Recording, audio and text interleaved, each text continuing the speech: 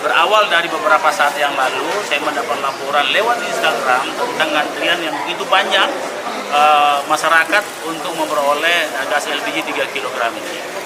Nah, maka diartikan bahwa ada terjadi panik buying dan ketidakcukupan stok untuk mensuplai gas.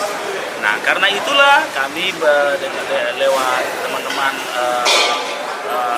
perdagangan dan Pertamina, kami mendiskusikan hal-hal seperti ini. Jangan sampai kami mengkhawatirkan karena ini kebutuhan dasar, jangan sampai ini bisa memicu lagi inflasi kita yang sekarang dalam keadaan sangat baik. Nah, setelah diskusi ternyata persoalannya tidak seperti itu.